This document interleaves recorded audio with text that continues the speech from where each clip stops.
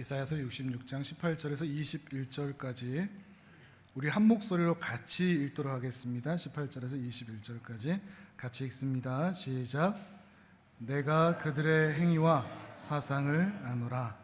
때가 이르면 문 나라와 언어가 다른 민족들을 모으리니 그들이 와서 나의 영광을 볼 것이며 내가 그들 가운데에서 징조를 세워서 그들 가운데서 도피한 자를 여러 나라 곧 다시스와 뿔과 활을 당기는 룻과 및 두발과 야완과 또 나의 명성을 듣지도 못하고 나의 영광을 보지도 못한 먼 섬들로 보내리니 그들이 나의 영광을 문 나라에 전파하리라. 나 여호와가 말하노라. 이스라엘 자손이 예물을 깨끗한 그릇에 담아 여호와의 집에 드림같이 그들이 너희 모든 형제를 문 나라에서 나의 성산 예루살렘으로 말과 수레와 교자와 노새와 낙타에 태워다가 여호와께 예물로 드릴 것이요 나는 그 가운데에서 택하여 제사장과 레위인을 삼으리라. 여호와의 말이니라. 아멘. 우리 선교사님께서 말씀 전해 주실 때 큰 은혜 있기를 바랍니다. 네, 반갑습니다. 정영신 선교사라고 합니다. 우리 신대원 다닐 때도 그렇고 또 그 이후에도 우리 박성호 목사님 형님, 우리 목사님 참 특히 이렇게 하늘 품은 교회 개척하시고 이런 또 사역하시고 모든 과정 이제 지켜 옆에서 이렇게 바라보면서 참 존경스럽고 그리고 참 부끄러워요. 제 자신이 어떻게 형님처럼 이렇게 정말 야성이 있고 또 영혼들을 말로만 머리로만이 아니라 정말 사랑하시는구나. 아까 제가 예수님을 사랑한다 그런 말씀하셨는데 이분의 초점이 주님을 사랑하는 거에 있으니까 다른 사람들을 그걸로 바라보는구나 이렇게 저는 생각이 들어요. 제가 정말 주님을 사랑한 게 아니고 저 너무 부족하고 만일에 주님을 정말 사랑한 사람이 아니라면 이분이 얼마나 뭐 설교를 잘하나 아니면 이분이 얼마나 뭐 또 어떤 힘이 있나 혹은 얼마나 예의 있나 혹은 뭐 이런 걸로 잣대를 칠 텐데 얼마나 우리 목사님께서 주님을 사랑하시는가 다시 한번 더욱더 알게 됐습니다. 제가 있는 나라는 요르단이고요. 우리 박요한 선교사님과 같은 나라에 있습니다. 그래서 이 시간에 요르단 선교에 대해서 간단히 이렇게 나누고 또 말씀에 대해서도 오늘 말씀 본문에 대해서도 나누도록 하겠습니다. 저는 요르단에 2016년부터 가 있습니다. 제 아내 이름 김현지고 딸은 정예빈 그리고 아들은 정하심. 하심이 뭐냐면 한국 이름 하나님이 정하셨다. 근데 원래 기도할 때 아들 이름을 지을 때 기도할 때 어떤 이름을 지을까요? 기도하다가 하나님이 일하신다 이런 마음 주시더라고요. 그래서 하나님의 일하심 해서 하심이에요. 그런데 이게 또 아랍 이름이기도 해요. 대표적인 아랍 이름이에요. 요르단 나라의 이름이 요르단 하심 왕국이에요. 하심 가문이거든요. 그 요르단 왕의 가문이 하심 가문이에요. 그래서 아주 대표적인 이름인데 그래서 본명을 그대로 요르단에서도 사용하고 또 사람들에게 아들 이름 뭐냐? 그러면 하심이다. 진짜 이름이다. 그러면 너무나 다들 좋아하십니다. 그리고 중간에 하일이라고 또 아이를 있었어요. 그런데 몇 년 전에 하늘나라 갔는데 그 아이 이름도 그 아이 이름은 이제 똑같은 하나님의 일하신다 해가지고 하일을 했는데 그 이름은 아랍 이름인지 모르고 지었는데 요르단 가니까 하일이 아랍 이름이라는 거예요. 아니라고 택시기사를 타면 아랍이 아니라고 한국 이름이라고 막 우기는데 아랍 이름도 있더라고요. 그래서 참 하나님께서 또 이렇게도 또 인도하시는구나 또 생각했습니다. 다음 장 넘겨주세요. 요르단 이렇게 있는데 요르단 주변에 나라에 시리아, 이스라엘, 이집트, 사우디아라비아 또 시리아 옆에 레바논 있고 또 요르단 오른쪽으로 이라크가 있어요. 이렇게 주변에 이런 나라들로 둘러싸였어요. 먼저 요르단 이제 성경의 땅, 난민의 땅, 핍박의 땅, 기회의 땅으로 제가 한번 정리해 봤는데 한 번씩 보겠습니다. 성경의 땅, 요르단. 요르단은 이제 성지순례 하시면은 이스라엘 오시고 또 요르단 보시고 이렇게 묶어서 보시죠. 보통 이스라엘의 한 일정의 7-80%를 보시고 요르단에는 이제 짧게 보시는데 유명한 성지들은 이제 이스라엘에 있지만 요르단도 우리 이렇게 많이 들어보지 못한 성지들이 상당히 많이 있어요. 물론 우리가 알만한 데도 있는데 몇 군데 없고. 먼저 요르단은 하나 넘겨 주실까요? 욥이 살았던 땅이 우스 땅이라고 그러잖아요. 우스 땅이 보면은 요르단의 지금 지도 저렇게 나왔는데 요르단의 동쪽이에요. 요르단은 그 이제 풀이 많고 사람들이 살만한 지역은 요르단에서 서쪽 그리고 좀 북쪽인데 그 요르단강 그 주변 비교적 요르단강이랑 요단강이랑 가까운 쪽 그쪽인데 요르단강 그 동편 쪽은 이제 다 사막지대거든요. 저기서 우스 땅이 저기 지금 이제 현재 난민들이 살고 난민촌도 있고 그런 지역인데 저 우스 땅이 욥이 살았던 지역이에요. 그리고 그 어떤 분들은 요르단 북부 또 시리아 남부 이쪽을 아우르는 이 지역을 또 욥이 살았다는 지역이다 이렇게 얘기하는데 욥과 분명히 연관이 있어요. 제가 파송교회에서 제가 서울에 있는 강동구에 있는 어떤 교회에서 파송을 받았는데 그 교회에서 파송 받을 때 이제 한번 이렇게 대예배 때 세워주는 그 설교로 제가 욥에 대한 설교를 했거든요. 그런데 이 요르단이 또 욥이 땅이었습니다. 그리고 그 다음 보여주세요. 느보산이라고 있습니다. 이 느보산이 모세가 출애굽을 했잖아요. 애굽을 탈출했잖아요. 그리고 그리고 이제 40년간 광야에서 이제 백성들과 이렇게 방황을 하죠. 백성들이 순종하지 않았기 때문에. 그리고 이제 하나님께서 약속하신 가나안 땅으로 들어가기 전에 마지막에 백성들에게 자기는 이제 못 들어가는데 마지막에 백성들에게 설교를 합니다. 그 설교가 뭐죠? 그 설교 내용이 두 번째 강론한다. 그래가지고 신명기인데 그 신명기를 모압 평지에서 이렇게 설교를 하고 그 다음에 그 느보산에 올라가서 바로 옆이에요. 느보산에 올라가서 마지막으로 자기는 앞으로 들어가지 못하지만 그러나 이 백성들이 들어가게 될 그 가나안 땅을 바라보고 거기에서 생을 마감하거든요. 그 산이 바로 요르단에 있어요. 그래서 요르단이 이 아까 모압 평지 그랬잖아요. 모압, 암몬, 에돔 이런 족속들 들어보셨죠? 그게 다 요르단이에요. 그리고 성경에서 12지파 중에 2지파 반이 또 요르단 쪽에 살았어요. 그리고 이 느보산이 있는 이 도시가 마다바라 그러는데 구약 성경에서 잘 읽어보시면 메드바라고 나와요. 발음 비슷하죠. 메드바, 마다바. 그곳이 바로 또 요르단에 있습니다. 그리고 한 장 더 넘겨주시면은 예수님이 세례 받으신 곳. 이 요단강에서 요단강이 쭉 길게 있잖아요. 지금은 작은 개울보다 조금 더 큰 정도의 수준인데 그런데 옛날에는 그 수량이 훨씬 더 많았다고 그러더라고요. 그래서 그런데 지금 저 지역까지도 그 옆쪽까지도 다 이렇게 강으로 덮였는데 이제 예수님이 그 긴 요르단강 그리고 넓은 요단강에서 어느 지점에서 정확하게 세례를 받으셨느냐? 사실 우리는 알 수 없죠. 그런데 성경에 봐서도 요단 동편 베다니라고 나오는데 그쪽에서 세례를 받았을 것이다 이렇게 고고학자들이 설명을 합니다. 그리고 특별히 요단강 주위에 저것이 옛날 교회터인데 교회터면서 교회에서 세례를 받도록 계단이 쭉 내려가 있고 물이 있잖아요. 저런 교회터가 있는 곳이 저게 그냥 있는 것이 아닐 것이다. 저게 옛날부터 내려오던 어떤 중요한 지점이었을 것이다. 이렇게 또 고고학자들이 밝히고 해서 요단강에서도 예수님이 세례받으신 지역은 요르단 쪽이다. 이렇게 고고학자들이 이야기하고 있습니다. 그리고 또 요르단은 한 장 더 넘겨주시면은 나바티아인들의 고대 도시 요르단 페트라 이렇게 있죠. 하나만 넘겨주세요. 아라비아의 땅 페트라.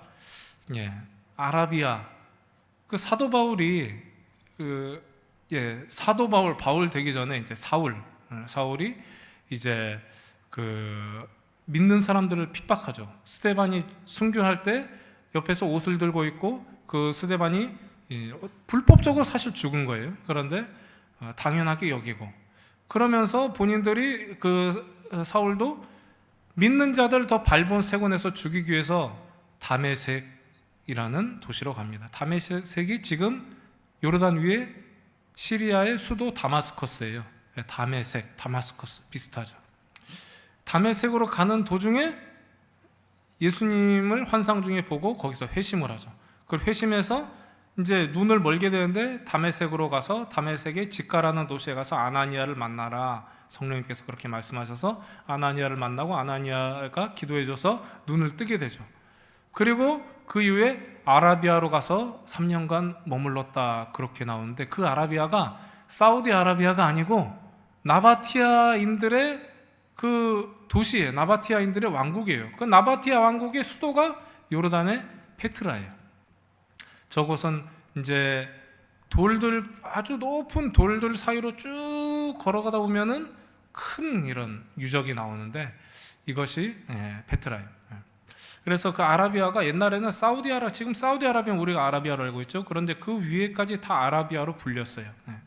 그래서 이 요르단이 먼저는 전혀 이 생소한 그런 나라가 아니고 성경의 땅이다. 이것을 말씀드립니다. 그 다음에 한 장 더 보시면 난민의 땅. 난민의 땅. 예전에 그 도피성 한 장만 더 넘겨주십시오. 구약 성경에 도피성이라고 들어보셨죠? 실수로 사람을 죽였을 때 그 사람은 실수로 죽인 것이기 때문에 좀 봐주는 그런 게 있습니다. 그렇기 때문에 그 사람들은 이 6개의 도피성 중에 한 곳으로 피신을 가야 돼요. 그러면은 그곳에서 대제사장이 죽을 때까지 기다렸다가 죽으면은 그 다음에는 자유의 몸으로 나올 수 있는 거예요. 그런데 이 도피성이 보면은 6개 중에 절반은 요르단에 있죠. 요단강 동쪽, 요단강 오른쪽이 요르단이거든요. 지금 쭉 이렇게 파란색 보이시죠? 파란색 맨 위에 있는 것이 갈릴리 호수고 중간에 요단강이 연결되고 맨 밑에 파란색 이것이 사해바다입니다. 그래서 옛날부터 도피성 뭔가 어려움을 겪는 사람이 피난 가는 곳이었다는 거죠. 그 다음 한 것 넘겨주시면 팔레스타인 난민. 요르단에 있으면은 이 팔레스타인 이슈를 접하고 이것을 이해하지 못하고서는 요르단을 이해할 수가 없어요. 어떻게 써놨죠? 저기 써있죠? 이스라엘의 건설로 조국의 땅을 잃어버린 아랍인, 제2차 세계대전 전까지 영국의 위임 통치에 있다가 그 다음에 팔레스타인 지역에서 이렇게 이스라엘이 세워지면서 피신 온 사람들이에요. 그런데 지금 현재 요르단 인구가 1100만이거든요.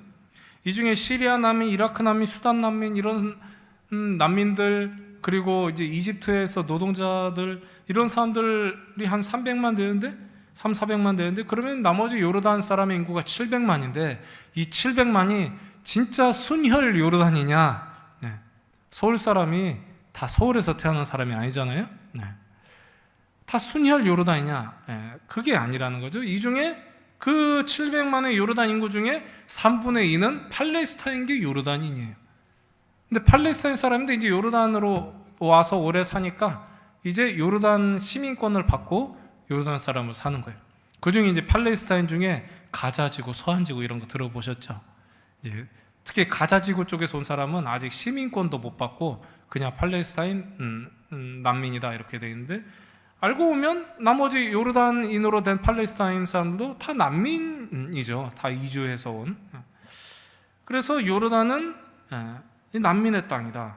그리고 이제 제가 하는 사역이 또 박요한 선교사님도 중점적으로 하시는 사역이 요르단에 있는 시리아 난민들을 돌보는 사역이거든요. 2011년부터 시리아에 내전이 있어서 사람들이 이렇게 다 피신을 갔어요. 제일 먼저 도망온 곳이 요르단이고, 왜냐하면 요르단 바로 이제 옆 나라이기도 하고, 또 이렇게 혈연으로 많이 엮여 있어요. 뭐 형제 국가죠, 서로. 그래서 이 시리아 난민이 한 130만 정도 있다고 해요. 그중에 유엔에 등록된 사람도 있고 등록되지 않은 사람도 있는데 130만 정도 시리아인이 살고 있고, 그리고 이라크인도 있어요. 이라크 난민들, 특히 IS, 예전에 테러하고 이런 집단 들어보셨죠?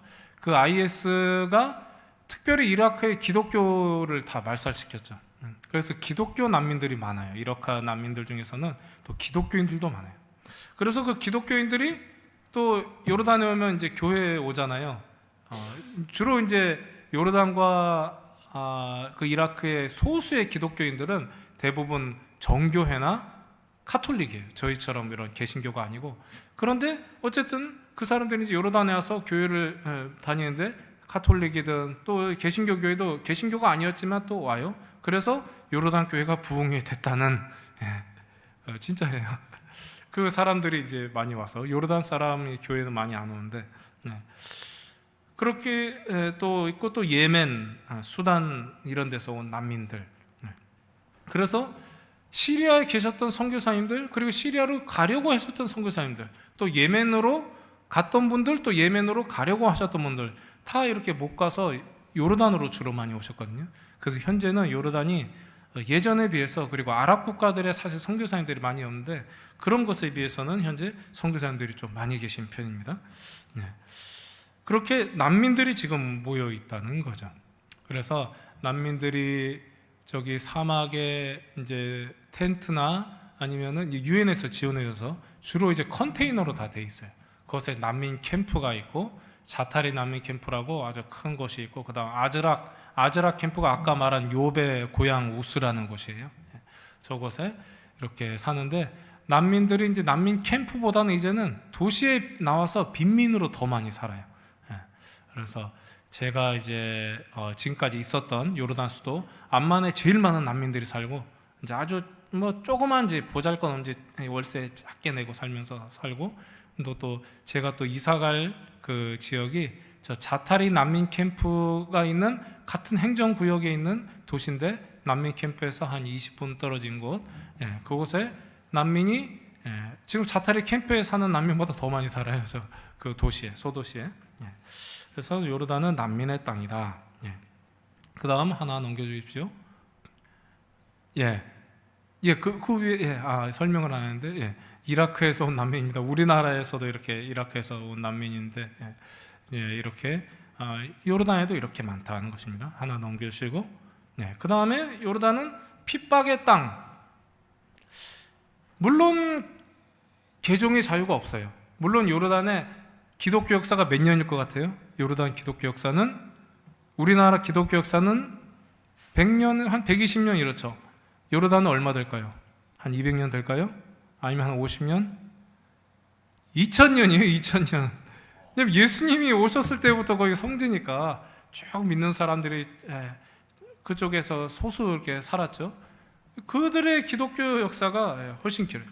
그렇지만 그래서 그 사람들이 원래부터 이렇게 있었던 기독교인들이 그냥 신앙을 지키고 그렇게 살 자유는 있지만, 무슬림들이 개종할 자유는 없어요. 또 신분증에 다 기독교, 무슬림 써놓거든요. 그리고 물론 이렇게 법적으로가 아니고 이제 마음으로 회심을 해서 그러면 가족들에게 엄청난 핍박이 있죠. 그리고 결혼도 기독교인 무슬림 남자는 기독교인 여자와 결혼할 수가 있어요, 법적으로. 왜냐하면 보통 결혼하면은 남자 쪽으로 많이 이렇게 교화된다고 생각해서. 그런데 기독교인 남자는 무슬림 여자와 결혼할 수 없어요. 그래서 제가 아는 아주 믿음 좋은 형제는 그렇게 오랫동안 무슬림 여자와 사귀고, 이제 집안 허락도 어쨌든 많은 반대 속에 그래도 결국에는 받고, 요르단에서는 법적 부부가 안 되니까 아르헨티나로 날아가서 거기서 법적인 부부가 되어서 거기서 살고 또 나중에 요르단 올 계획이 있더라고요. 그런 사람이 있을 정도로 이곳은 핍박의 땅입니다. 하나 넘겨주시고, 선교사 추방. 제가 안식년을 2018년 후반에서 2019년 초까지 하고, 그 전에 이제 요르단에서 저보다 더 오래된 선교사님의 그 난민 센터에서 가서 동역도 하고, 그러면서 안식년 후에 더 많이 이분과 동역하고 이분에게 배워야겠다, 그렇게 해서 갔는데, 안식년을 끝나고 딱 갔는데, 이제 그분을 이제 만나려고 하는데, 선교사님 저희 집에서 식사 함께 하시죠. 저희가 식사를 준비해 놨습니다. 준비를 했는데 저희 집에 잠깐 어떤 다른 분의 어떤 가방을 잠깐 갖다 주시러 오시고, 그리고 경찰서에 잠깐 갔다 와야 된다. 그러면 경찰서에 갔다 오실 동안에 식사 안 하고 기다리겠습니다 했는데, 아직까지 저희 집에서 식사를 못 했어요. 5년 전인데. 경찰서에 가서 그 시로 경찰에 바로 이렇게 잡혀가지고 행방도 모르고 한 2주 정도 있다가 추방되셨어요. 이곳 경찰서 이곳저곳으로 옮기셨더라고요. 나중에는 저 너무 답답해서 다른 어떤 분에게 물어보니까 또 카톡도 연락이 안 되고, 그러다 보니까 지금 여기에 있고 나중에 이제 결국 이제 한국으로 오셨는데, 이런 여전히 선교하면 추방되고 이런 게 있어요. 그리고 거기에 우리나라로 치면 정보부 이런 기관이 있거든요. 사실 다 알아요. 우리 박요한 선교사님이 왜 요르단에 온지도 사실은 알고 다 알 거예요. 저는 이미 신분 노출이 이미 다 됐고요. 저도 요르단 그 정보부에 이미 오자마자 와서 한 3개월 정도 후에 이렇게 가서 이렇게 인터뷰를 받은 적이 있습니다. 그리고 그러기 때문에 만일에 누가 선교했다 그러는데 거기서 정식 고발이 들어가면은 또 이 경찰들도 사실 또 이제 외국인들이 뭐 하는지를 알려고 하고 정보부에 가서 신문을 하고 이런 것이 꼭 나쁜 의미만은 아니에요. 충분히 이 사람을 또 보호하려는 의미도 있어요. 아니면 외국인들이 갑자기 테러당해서 죽었다 이러면은 또 자기들도 미리, 요르단 국가 이미지가 안 좋아지잖아요. 미리 보호하려고 그런 것이 있지만, 어떤 이 사람이 선교했다 이래서 신고가 들어가면은 경찰들도 봐주려고 해도 봐줄 수가 없어요.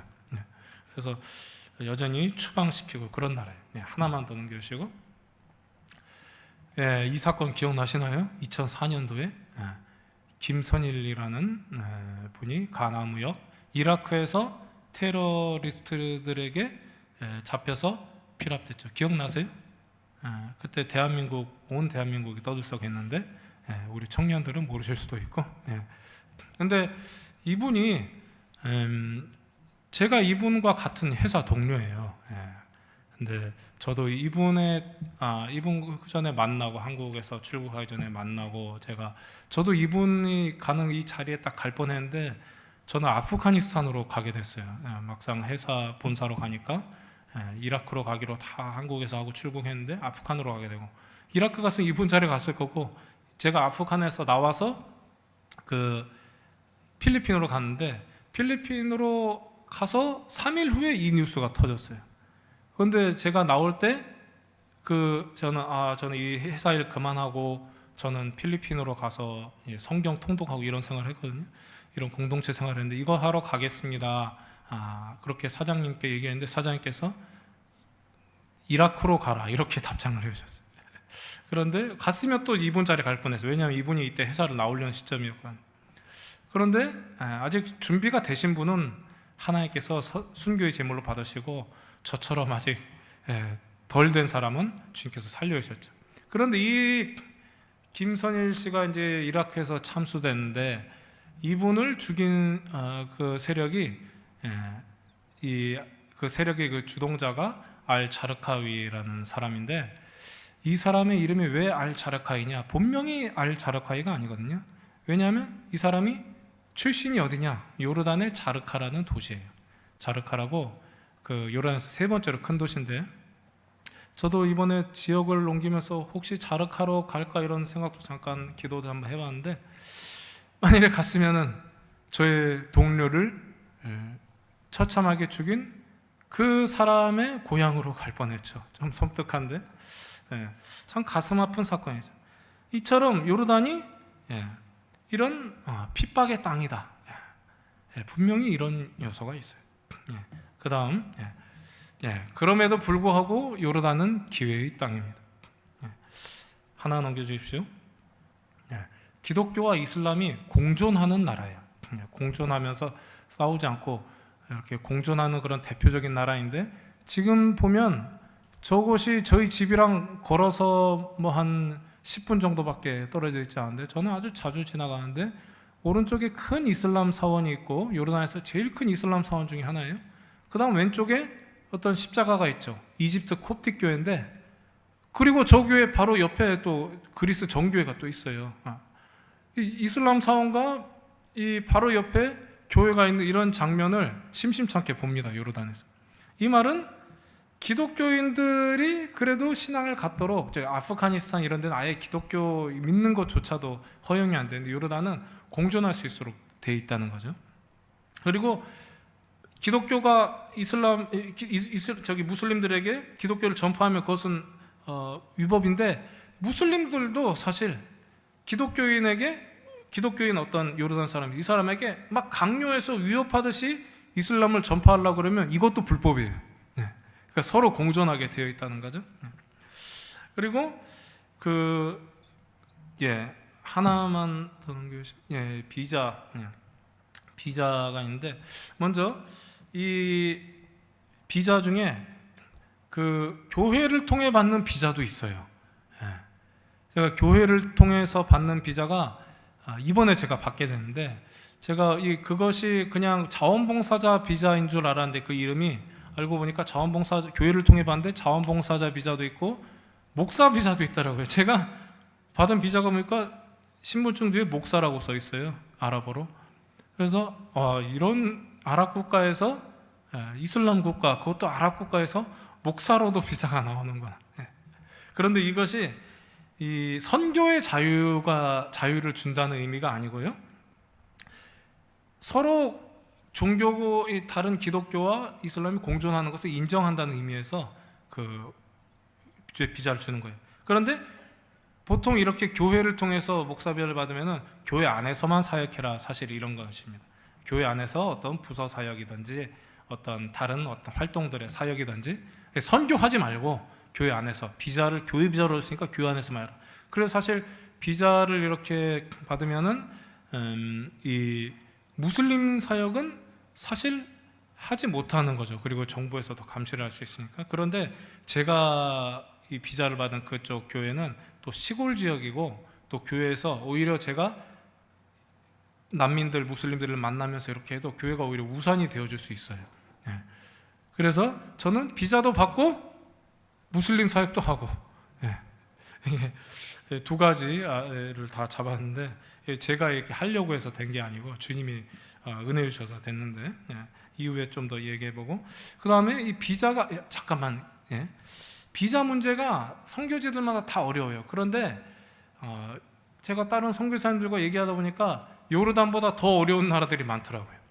요르단은 극단적으로 비자가 잘 안 되고 이러면은 3개월에 한 번씩 해외 나갔다가 잠깐 들어오고 이렇게 해도 되거든요. 그리고 그렇게 하기 위해서 아주 싼 비행기 티켓도 생겼어요. 왕복 5만 원이나 뭐 그 이하일 때도 되는 그런 비행기 티켓도, 그런 항공도 생겼어요. 이렇게 비자 문제가 그래도 비교적 용이한 편이에요. 학생 비자로, 저는 여태까지 대부분 학생 비자로 있었고, 저희 박유한 선교사님은 이제 어떤 은행에 어느 정도의 금액을 넣어놓고 그런 비자로 해서 그런 여러 가지 루트들이 있어요. 그리고 하나만 더 넘겨주시고, 요르단 주위에 아까도 말씀드렸다시피 여러 나라들이 있죠. 그리고 하나 더 클릭해 주시면, 지금 중간에 뭐라고 써 있나요? 아랍의 심장이라고 써 있죠. 여러 나라로 둘러싸인 이 중간 지점에 이렇게 위치해 있고, 아까도 말씀드렸다시피 이스라엘 옆에 그 팔레스타인에서 문제가 생기면 이 난민들이 숨이라도 쉬려 나오고, 시리아에서도, 이라크에서도 이렇게 다 오고, 이집트에서는 노동자들이 그렇게 와요. 이렇게 싼 허드렛일하고 이런 사람들이 이집트 사람들이 많아요. 그것도 요르단이 부자 나라가 아니고 기름 한 방울 안 나는 나라인데 그래도 이집트보다 이 화폐 단위가 더 세기 때문에 이집트에서 노동자들이 많이 오고요. 또 수단, 예멘 이런 데서도 난민으로 혹은 노동자로 많이 오는데 요르단으로 이렇게 모이는 지리적으로도 또 어떤 또 안정적인 정치적으로 비교적 안정됐기 때문에 요르단이요. 그렇기 때문에 이렇게 모여요. 그래서 요르단을 아랍의 심장이라고 이렇게 얘기합니다. 이만큼 요르단은 이런 난민들이 많고 이렇기 때문에 많은 기회가 있어요. 난민들은 왜냐하면 접근하기가 더 용이하죠. 어느 나라든지 현지인들은 그 나라에 쭉 살던 분들은 생활이 안정적이기 때문에 복음을 받아들이기가 쉽지가 않아요. 그냥 가만히 있는데, 가만히 살고 그냥 먹고 살기 바빠 있는데 갑자기 누가 막 복음 전하고 예수 믿으라 그러면은 잘 믿나요? 그냥 왜 하나 그냥 이상한 뭐 사람이 하나 들어와서 이렇게 생각하죠. 그런데 내가 어디 다른 데 가가지고 어떤 어려운 상황을 겪고 있고 그러면은 그 당시에 또 복음을 들으면은 그것을 정말 복된 소식으로 받고 그래서 한인들 해외에 나가면은 교회 다니고 이런 분들 많죠. 엄청난 어려움을 겪고 본향을 떠난 난민들은 그렇기 때문에 접근하기가 쉽습니다.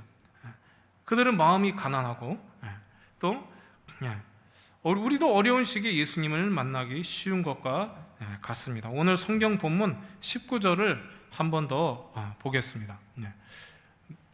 다 같이 한번 읽어볼까요? 시작. 내가 그들 가운데에서 징조를 세워서 그들 가운데에서 도피한 자를 여러 나라 곧 다시스와 뿔과 활을 당기는 룻과 및 두발과 야왕과 또 나의 명성을 듣지도 못하고 나의 영광을 보지도 못한 먼 섬들로 보내리니 그들이 나의 영광을 문 나라에 전파하리라. 하나님께서 악한 이방 백성들을 심판하실 터인데 심판하시는 중에 몇 사람은 살려두시고 하나님을 믿게 하시고 구원하시고 그들이 도피하게 하신다는 거예요. 그 심판에서부터 도피하게 하신다는 거예요. 그리고 그 도피한 자들을 세계 곳곳에 여러 나라들 가운데 흩으셔서 하나님의 영광을 전하게 하신다는 거예요. 그리고 21절에 그들을 제사장과 레위인 즉 하나님만을 전심으로 섬기는 자들로 삼으시기까지 하신다 이렇게 말씀하십니다. 세상에서 고난으로 인해서 희망 없고 도피한 자들을 하나님의 말씀을 증거하는 자로까지 삼으신다는 거예요. 이에 대한 성경의 예는 차고도 넘칩니다. 요셉은 어때요? 요셉은 형들로 인해서 팔려가서 애굽으로 이렇게 원치 않게 팔려가죠. 도피해 가죠. 그런데 거기서 여러분들이 잘 아시다시피 나중에 총리까지 돼서 오히려 자기를 팔아넘긴 형들과 그 백성들을 모두 구원하는 그런 역할을 하게 되죠. 모세는 또 어떻습니까? 모세는 평안하게 그 이집트 땅에서 살고 왕자로 살고 있다가 그러다가 자기 동족 백성을 죽인 그 애굽 괴롭힌 애굽 사람을 애굽 관리를 쳤다가 잘못 죽이게 되죠. 그래서 어디로 가요? 광야로 도피해 가죠. 광야로 도피해 갑니다. 그래서 그곳에서 40년간 광야 생활 가운데 도피하고 아무런 희망 없이 그렇게 있다가 그러다가 거기서 하나님의 부름을 받게 되죠. 도피한 곳에서 하나님께서 이렇게 은혜를 주신다는 거예요. 다윗은 어때요? 다윗 왕은 여기저기 사울을 피해서 여기저기 도망가죠. 심지어는 적대 국가인 블레셋으로까지도 2번이나 도망가요. 가서 미친 척 하기도 하고요. 그런데 그러다가 그렇게 긴 도피 생활, 죽음을 몇 번이나 죽음의 고비를 넘기고 그러다가 결국에 사울이 죽고 이스라엘 왕으로 등극하게 되죠. 바울은 어떻습니까? 방금 얘기했죠. 페트라, 요르단의 페트라로 도망갔다고. 아라비아 땅으로 도망갔다고. 그 도망가서 주의 말씀을 묵상하고 또 정리하고 연구하면서 열방의 복음을 전하는 사람이 됐죠. 이렇게 성경에서도 어려운 이 도피자들을 통해서 하나님께서 그들에게 은혜 주시고, 그리고 그들을 말씀 전하는 자로 하나님의 구원의 역사에 쓰임받는 사람으로 쓰신 예가 차고 넘칩니다. 시리아 난민이 지금 요르단에 130만 정도가 있습니다.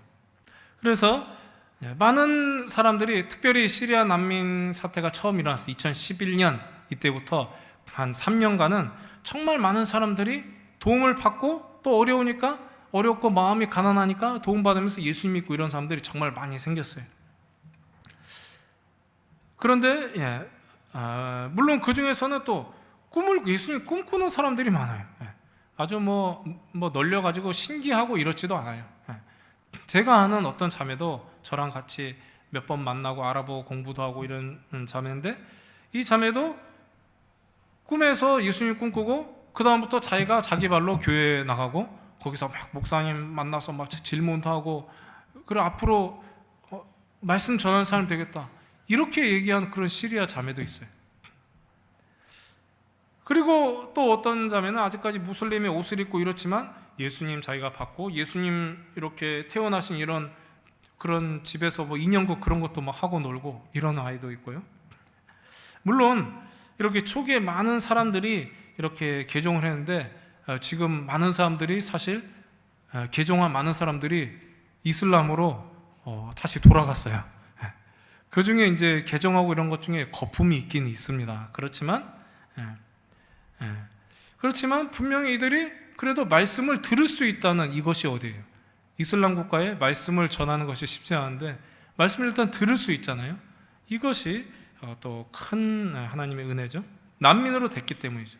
그리고 여러분 이란 아시죠? 이란이 현재 전 세계에서 제일 기독교가 강하게 일어나는 그런 나라인데, 지금 이란에서도 너무 강하게 극단주의 이슬람으로 다스리다 보니까 사람들이 지치고 환멸을 느껴서 그 나라를 떠나거나, 이란 난민들이 많아요. 그리고 이란 안에서도 지하교회들이 많이 일어나고 있어요.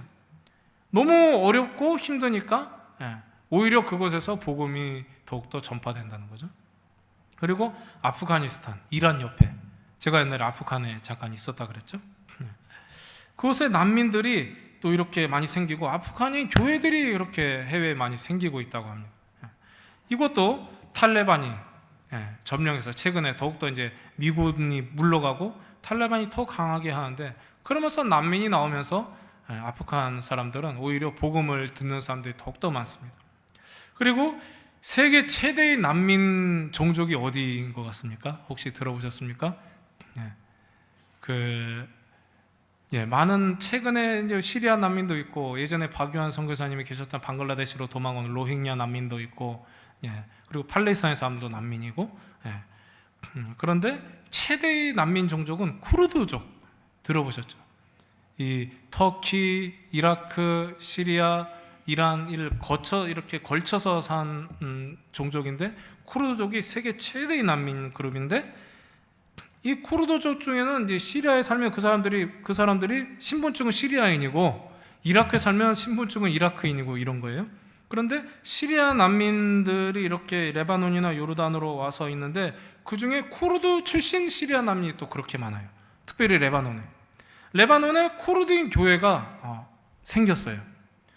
그래서 그 중에는 제가 하나님의 말씀을 거기서 믿고 무슬림이었는데, 그런데 말씀을 전하는 선교사가 되겠다, 이런 사람들도 많이 있습니다. 이렇게 난민들에게 하나님께서 은혜를 주신다는 거예요. 그런데 난민으로 도피한다. 이 도피하는 것 자체가 그러면 이 자체로 자랑일까요? 난민이 우리 박성호 목사님께서도 이곳에서 어려움 겪으신 분들 많이 도와주시고 그러는데, 저도 그곳에서 난민들 도와주는데, 어쩔 땐 난민이 무슨 벼슬인 것 같아요. 우리 목사님께서는 많이 공감을 하실 것 같아요. 내가 난민이니까 나한테 돈 내놓으라 이거예요. 그리고 이 가난한 요르단 사람들은 나라에서 지정한 병원, 아주 허름하고 그런 병원 이제 갈 수밖에 없어요. 돈이 없으니까. 그런데 이 난민들은 오히려 외국인들 아니까 그런 병원 안 가겠다는 거예요. 좋은 병원, 깨끗한 병원 가겠다는 거예요. 오히려 이게 난민이 벼슬이에요. 그런데 그 도피했다는 것 자체가 자랑이 아니에요. 그것 자체로 무슨 은혜 받고 그것이 아니라 도피하는 처지에서 마음이 가난해지고 그래서 말씀을 가까이 하게 되면 하나님께서 도피자 같은 가망 없는 사람들을 통해서도 일하신다는 거예요. 하나님의 말씀이 분명히 사람들을 인도하시고 고치신다는 것이지 그냥 난민으로 됐다는 그 자체로 무슨 은혜 받거나 무슨 자랑거리가 아니라는 거죠.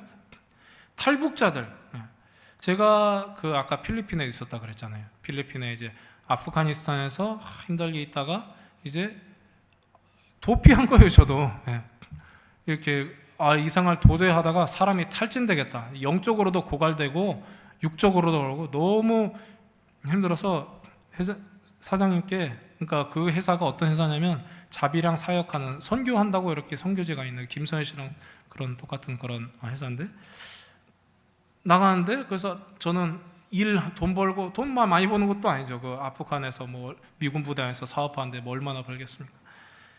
필리핀 가서 성경만 읽고 그런 사역, 그런 일만 하겠다, 공동체 하겠다. 그런데 저도 이렇게 그렇게 피해간 거죠. 돈 한 푼 없이. 필리핀에서도 비자 연장할 돈 없어서 불법 체류하고 1년 넘게.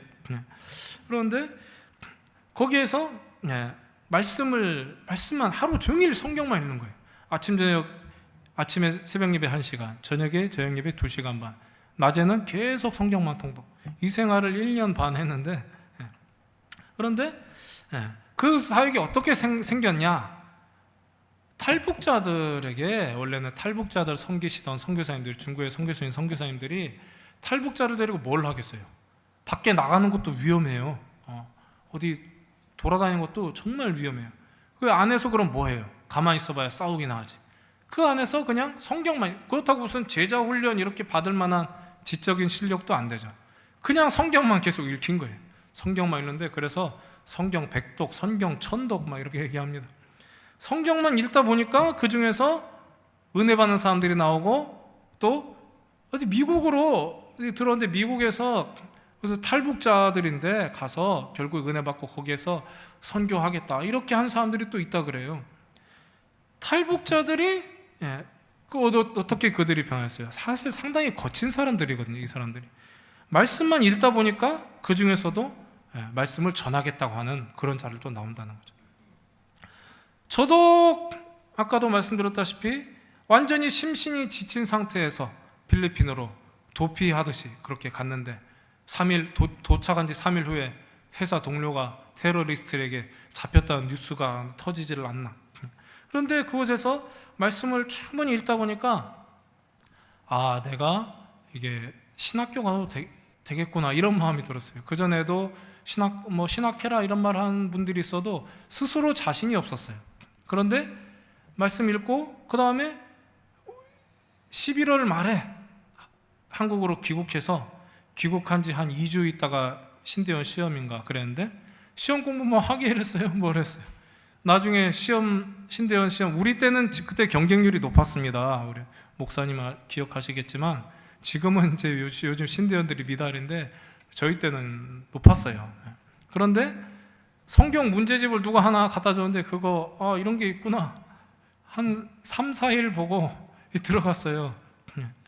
제가 뭐 머리 좋다, 저는 머리 좋은 사람도 아니고 이런 말을 하는 게 아니고, 하나님의 말씀이 저에게 이렇게 쌓이니까 제가 심신이 지쳤던 제가 은혜 받고 신학교까지 입학할 수 있게 되었다는 것이죠.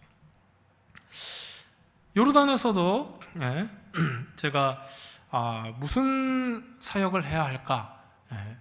물론 이 요르단의 이슬람 국가, 특별히 아랍 국가 보안이 아주 철저하고 감시가 심하고 이런 곳에서 자유롭게 선교하고 뭐 교회를 세우고 이런 것은 없습니다. 교회를 세운 분이 있지만 그것은 기존의 기독교인들 대상으로 교회를 세운 거예요. 그러니까 실질적인 선교는 어렵다는 거죠. 나는 무슨 사역을 해야 할까? 그렇기 때문에 어떤 다른 여러 가지 방법으로 어떤 선교의 접촉점을 삼으려고도 많이 하고, 또 비자 문제를 해결하기 위해서 어떤 쪽으로 무슨 뭐 사업을 하든지 여러 가지 아이디어들을 이제 선교사님들이 내놓으시는데, 저는 그런 아이디어가 없어요. 그냥 뭐 성경 통독반에도 있었고 그러니까 막 성경 읽고 말씀 전하고 이런 거 말고 어떤 아이디어가 없는 거예요. 그런데 거기서는 자유롭게 선교하고 말씀 전할 수 없는 지역이기 때문에 뭔가 아이디어가 있어야 되는데 저는 이게 없어요. 이게 그만큼 무식하고 이런 사람이라는 거죠. 그런데 그런 상태로 이제 난민들 그냥 방문하면서 말씀 전하고 또 주중에 학생 비자로 있기 때문에 또 언어 공부하고 그렇지만 좀 더 어떻게 사역을 좀 더 펼칠 수 없을까 이런 거에 대한 이제 고민이 늘 있고 그랬는데 제가 작년 말부터 말씀 하나님 물론 매일 목사니까 성경을 읽겠죠. 그런데 말씀 묵상을 좀 더 깊게 하기 시작했어요. 그래서 일일이 다 묵상하는 것 이러다 치고 그러면 한 하루에 뭐 3시간 이렇게 금방 갑니다. 아침에 다 못하면 아이들 학교 데려다주고 나중에 또 하고 뭐 3시간 뭐 4시간 그냥 근데 그렇게 하면서 더 말씀에 깊이 들어가고 그런데 뭐 그런다고 뭐가 뭐 어떻게 바뀝니까? 다른 분들은 말씀에 더 깊이 들어가면 뭔가 어떤 뭐 사역이 생기고 그런 저는 뭐 그냥 말씀이 내가 지금 매일 설교 준비하나 이런 생각이 들 정도로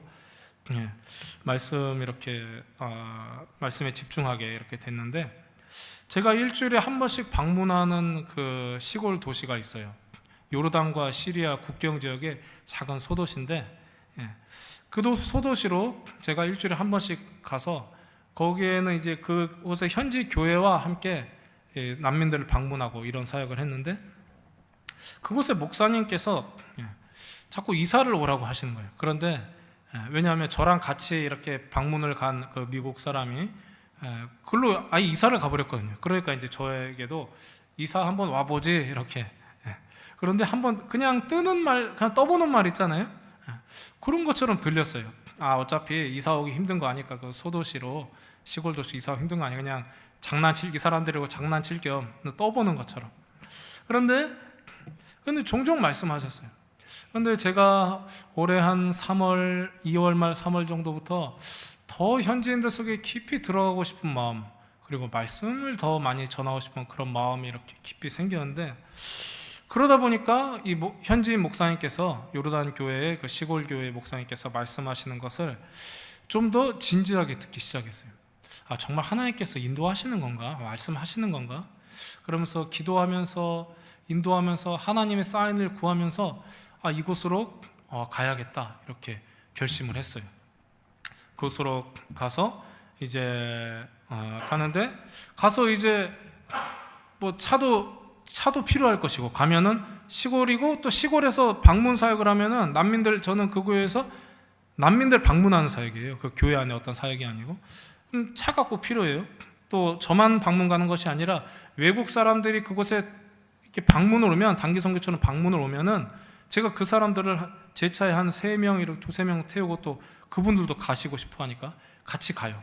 같이 가서 이분들도 혹시 전하고 싶은 말씀 있으면 제가 통역하고 이렇게 해야 되는데 꼭 차가 필요해요. 차가 필요하고 그러면 또 비자가 있어야 되고 다 말씀드리기에는 좀 복잡한데 이러면서 목사님께 이제 교회를 통해서 비자를 요청하게 되고 바로 비자를 받게 됐어요. 그 목회자 비자를.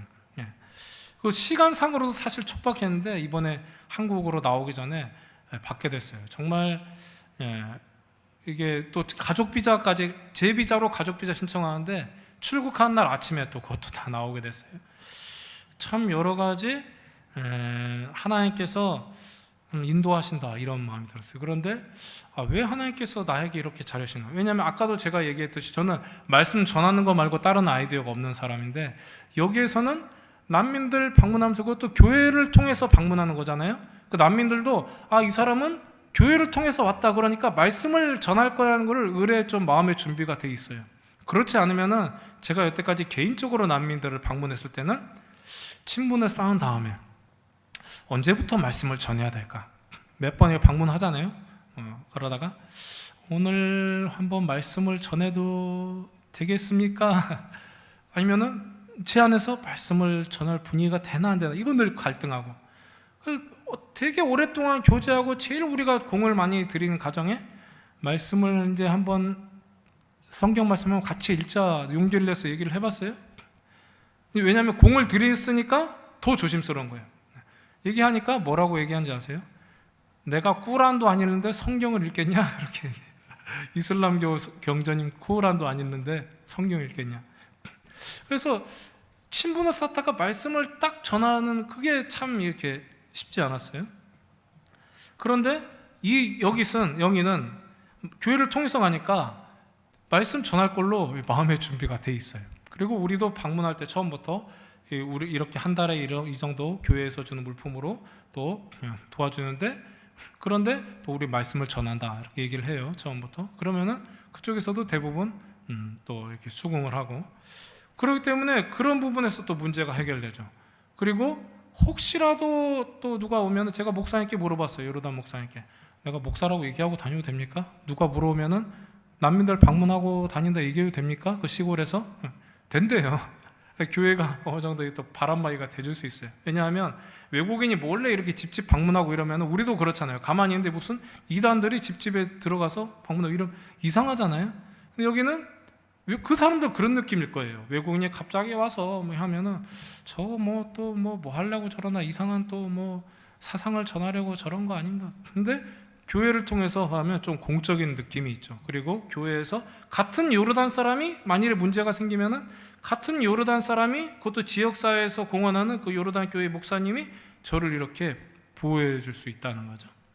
그래서 말씀밖에 전할 수 없는 이 아이디어가 없는 이 사람에게 주님께서 말씀을 더 많이 전할 수 있는 그 사역으로 인도해 주시고 비자까지도 해결해 주시고, 정말 주님이 제가 뭐 잘해서가 아니고 주님이 긍휼을 베풀어 주셨다 이런 마음이 들고, 그런데 왜 이렇게 됐나? 그래도 이유를 좀 따져보면 이게 말씀을 묵상 깊이 하고 말씀 앞에 서 있는 시간이, 말씀과 기도 앞에 서 있는 시간이 길게 되다 보니까 하나님의 말씀이 어떤 사람에게 쌓이면 하나님이 그 사람을 가만히 두시지 않거든요. 내가 뭐 선교하겠다 이렇게 돼서 되는 게 아니고 참 낮아진 가운데 하나님의 말씀밖에 붙을 수 없는 가운데 그 말씀이 쌓이면 하나님께서 인도하세요. 그 사람을 가만히 두실 수가 없어요. 왜냐하면 하나님의 말씀이 움직이기 때문에, 말씀에 들어간 사람이 움직이게 돼 있죠. 그래서 이 하나님의 말씀이 사람들을 고치시고 인도하시는구나 이런 확신이 들었습니다. 한 장만 넘겨주시면 이 지압 사진인데, 제가 얼마 전에 제가 지금 머물고 있는 그 교회에서 이렇게 봉사하시는 분들 통해서 발 마사지를 받았어요.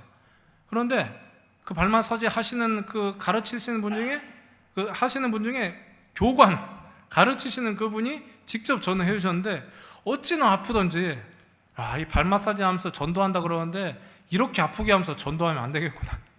예수님 십자가 복음 고난 전할 때만 이 발 마사지 해야겠네요. 제가 얘기했을 정도로. 그분은 잘 아시니까. 왜 그렇게 아팠냐 하면은 이분은 더 정확하게 하시니까 제 몸에 아픈 곳을 딱 아시더라고요. 발 보면서 만져보면서 여기 좀 부었네. 어디가 안 좋으세요? 뭐 신장 쪽이 안 좋으세요? 혹은 뭐 고관절도 안 좋네요. 어깨도 안 좋네요. 그런데 찝는 데마다 너무 아파요. 그런데 신체 기관과 연결된 저 발 부위를 정확하게 찌르면은 그만큼 더 아파요. 그런데 아픈 만큼 낫겠죠. 아픈 부위를 낳으면은 이렇게 낫는 거예요. 그런데 우리는 만일에 그렇게 우리를 고치기 위해서 누르는 것을 모르면은 어떻게 해요? 내가 아프면은 이 사람 왜 나를 이렇게 괴롭히나, 왜 찌르나. 한의원 가서 침 맞으면 어떤 침은 이렇게 침 꼽아놓지 않고 톡톡톡 때리고 가는 한의원도 있더라고요. 그러면 분명 고치고 있는데 왜 나한테 자꾸 나를 괴롭혀, 이런 느낌이 들어요. 톡톡톡 찌르고 가니까. 이것도 마찬가지예요. 그런데 이게 내가 고쳐지는 거라고 모르면은 누가 내 발바닥을 찔러서 아프게 하면 화가 나죠. 왜 나를 괴롭혀? 그런데 이걸 정확하게 알면은 이것이 지금 내가 내 발을 찌른 이 고통이 나에게 복이구나. 이것을 알게 되죠. 하나님의 말씀이 바로 그렇다는 거예요. 우리에게 고난이 닥칠 때 하나님의 말씀이 나에게 쌓여 있으면 이것이 나의 프라블럼이 아니고 하나님의 프로그램이구나. 하나님이 나를 더 은혜 주시고 나를 사용하시기 위한 좋은 프로그램이구나. 이것을 알게 돼요. 그래서 현재의 삶에 대해서 화를 내거나 분노하지 않고 감사하게 되죠. 그리고 그 고난을 버틸 수 있는 힘이 되죠. 그렇게 하나님의 말씀을 가까이 해야 고난을 소망으로 견디게 됩니다. 그리고 원망 속에 빠지지 않게 됩니다. 말씀은 없고 우리 목사님께서 또 많은 어려운 분들을 도와주시는데, 만일에 말씀은 목사님으로 통해 오는 말씀은 받지 않고 목사님의 손에 들린 도움만 받으면은 그것은 반쪽짜리죠. 하나님께서 도피자가 되게 하신, 어려움 형편을 겪게 하신 그 목적을 이루어드려야 되죠. 그렇지 않으면은 고생만 하고 영광에는 도달하지 못하게 됩니다. 그러면 이 고생하는 중에 이 고생의 기간을 하나님의 영광에 도달하고 그 소망으로 붙잡으려면 어떻게 해야 된다고요? 말씀이 있어야 된다고요. 말씀이 있어야, 말씀이 채워져야 된다는 것입니다. 저희 인생에 가장 힘들었던 기간이 5년 전에 저희 아이가 그 선교지에서 요르단에서 아까 말씀드린 대로 그 비자 때문에 다른 나라로 잠깐 이게 출국하고 와야 되는데, 그때 저희 아이가 거기에서 이렇게 한 나라로 가게 됐어요. 병상에 그곳에 있는 아무 한국 선교사님도 한 가정밖에 없고 아는 분도 아니고 도움받을 데도 없고, 그런 곳에서 아이가 병상에 18일간을 있게 됐는데, 갔다 와서 미치지 않겠어요? 그것도 갑자기 6살 나이. 그런데 너무나 아무렇지도 않게 잘했죠. 그 기간에 하나님께 또 기도하고 이러는데 주님이 주신 은혜가 너무나 많았어요. 그러면서 한동안 매일매일 그때의 악몽과 한편으로는 그때의 영광이 매일 교차적으로 생각나는 거예요. 그때 아무것도 아는 사람도 없고 그렇지만 모르는 사람들이 그저 와서 기도해 주시고 밥이라도 갖다 주고 돈이라도 갖다 주고, 병원에서 있었던 그 18일간의 치료비 여행자 보험도 없고 아무것도 없고 통장에도 돈 없고 이런 사람인데 그 나라 정부에서 다 해결해 줬어요. 이건 뭐 말로 하나님이 함께 하셨다는 그 증거를 보여주는 거예요. 그러면서 그때 저를 도와줬던 분들을 다 외국 사람들, 한국 분 한 가정인데 다 아직까지 연락하는 사람이 있고요. 너무나 그때 하나님이 함께 하셨구나. 너무나 가슴 아픈 사건이지만 하나님이 함께 하셨다는 것이 너무나 확실하기 때문에 너무나 영광스러웠던 거예요.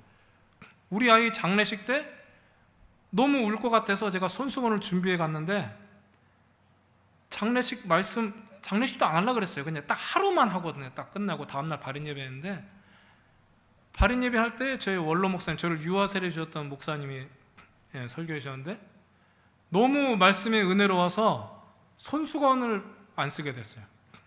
펑펑 울라고 준비해 갔다가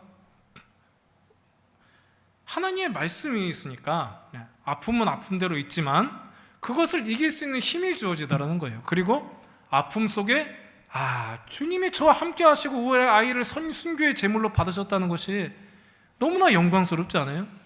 하나님이 은혜 주시지 않았다면 우리 아들 개죽음이다.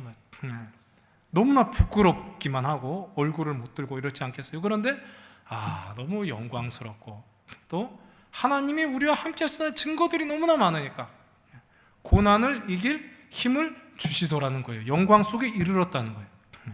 이렇게 문제는 우리의 환경이 좋으냐, 우리의 환경이 고난이냐 어려우냐, 이것이 문제가 아니라 그 사람 속에 말씀이 들어갔느냐, 이것이 중요하다는 거죠. 말씀이 들어가면 도피자 같은 가망 없는 우리도 주께서 사용하시고 주의 영광에 이르게 하신다는 것이죠. 바라기는 우리 하늘비전교회, 하늘 품은교회 죄송합니다. 저희 후원교회 중에 하나가 또 하늘비전교회라, 하늘 품은교회 우리 성도님들이 하나님의 말씀으로 충만해 주셔서 고난을 영광으로 여기고 또 하나님의 그 쓰임을 받으시는 우리 성도인들 되시기를 주님의 이름으로 축원합니다.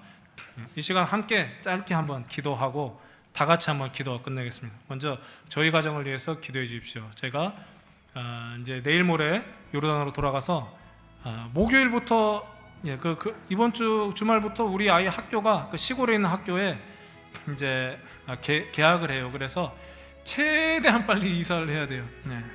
이사를 해야 되고 그 학교는 이제 좀 더 거친 시골이고 그래서 아이들이 거칠고 그래서 힘들어하는 분들이 많았어요. 이제 그 학교로 이사를 가고 전학을 가고 그러는데 또 언어도 다 아랍어로만 수업하고 우리 아이들이 잘 적응할 수 있도록 먼저 기도해 주시고 저희가 이사하고 또 뭐 집 구하고 또 여러 가지 그런 준비들 빨리 잘 될 수 있도록 그리고 그곳에서 그 교회를 통해서 난민 사역 방문을 잘하고 은혜가 있을 수 있도록 기도해 주시고 또 우리 박요한 선교사님 위해서도 기도해 주십시오. 특히 우리 박 선교사님 지금 언어 과정 중에 있는데 언어를 잘 배우고 그리고 또 함께 동역하시는 분들이 있어요. 그 동역의 관계도 잘 되고 그리고 재정적으로 좀 많이 어렵습니다. 저보다 자녀가 한 명 더 많잖아요. 그리고 언어 과정 중에 또 많이 재정적으로 필요합니다. 우리 박요한 선교사님과 또 저희 가정을 위해서 한번 이 시간에 함께 기도해 주시면 감사하겠습니다. 함께 기도하겠습니다. 하나님 아버지 주님 감사합니다. 주님 시간에 도피자로 주님께서 이런 도피자에게 은혜를 주시고 아버지 아무것도 아닌 참으로 주님 아무것도 아닌 이런 인생을 통해서 주께서 은혜 주시고 주께서 일하시고 주께서 인도해 주시는 것을 아버지 주님 함께 나누며 은혜 나누게 하심을 감사드립니다. 아버지 하나님 주님 우리 도피자 같은 우리 인생들 아버지여 주님 우리에게 오는 어떤 고난을 아버지여 주께서 주신 주님의 프로그램인 것을 우리가 알고 고난을 주님 고난 중에 소망으로 고난을 이길 수 있도록 주님 은혜를 내려 주시옵소서. 아버지 그러기 위해서는 우리 속에 주의 말씀이 필요합니다. 주의 말씀이 아니고서는 주님 사소한 고난도 원망하고 분쟁할 수밖에 없습니다. 아버지 주님 주의 말씀을 보셔서 아버지여 지금도 주께서 함께 하시고 아버지여 고난이 현실적으로 있지만은 그러나 주께서 우리와 함께 하시는 그 영광을 바라보도록 아버지여 함께하여 주시옵소서. 아버지여 저희 가정이 이제 요르단으로 들어가서 주여 시골로 이사하고 주님 정착하는 모든 과정 함께하여 주시고 주님 또 그 시골에서 특별히 시리아 난민들 주님 교회를 통해서 방문할 때 크신 성령의 은혜와 주의 성령의 위로가 난민들을 있게 하여 주시옵소서. 아버지 또 우리 사랑하는 박요한 선교사님 주님 특별히 언어 과정 중에 주님 언어의 진보를 이루어 주시고 주님 많은 재정적인 필요가 있습니다. 아버지 주님 정말 주님께서 까마귀를 통해서 엘리야를 먹이셨던 것처럼 아버지 우리 박요한 선교사님의 그런 육체적인 필요도 함께 해주시고 주님 또 그에서 주님 영적으로도 주님 날마다 성령 충만하여서 영적으로 심적으로 주님 늘 풍성한 그 가정이 될 수 있도록 주님 축복하여 주시옵소서. 아버지 또한 우리 하늘비전교회 하늘품문교회에 주님께서 은혜 주시고 아버지 주님 많은 또 이곳에 주님 도피한 성도님들 주님께서 은혜 주시고 위로하여 주시옵소서. 하나님 아버지 감사합니다. 주님 이 시간에 주께서 도피한 자들 참으로 가망 없는 자들에게도 주께서 주의 말씀 부으시고 은혜 주시고 그들을 인도하시고 사용하시는 것에 대해서 우리가 함께 보았습니다. 주님 우리에게 필요한 것은 환경의 변화가 아닙니다. 주님 물질적인 도움이 아닙니다. 주의 말씀이 우리에게 필요합니다. 주의 말씀이 우리에게 주어질 때 어려운 상황 가운데서 불평하지 않을 수 있습니다. 주님 그러나 우리의 말씀이 없으면 우리의 상황이 평안하고 물질적으로 풍요하다고 심지어 그럴지라도 늘 더욱더 풍요한 것을 놓고 불평을 하게 되고 옆 사람을 향해서 짜증을 내고 주님 그 속에 평안이 없는 것을 주님 우리가 많이 경험합니다. 아버지 우리에게 주의 말씀 부으시고 성령의 감동하심과 은혜를 허락하여 주시옵소서. 주님 그리하여 고난을 견디고 주님 고난 중에 영광을 바라보고 그 주님의 영광이 이루고 주님께 쓰임받는 우리 모든 성도님들 되게 하여 주시옵소서. 특별히 우리 박성우 목사님에게 함께하여 주시고 주님 날마다 말씀 전하시고 또 우리 어려운 성도님들 보살피실 때 육신적으로 지치지 않게 하여 주시고 그리고 날마다 주의 그 생수의 말씀을 전하시는데 부족함 없도록 영역간의 주님 강력하게 하여 주시옵소서. 감사드리고 예수님의 이름으로 기도합니다.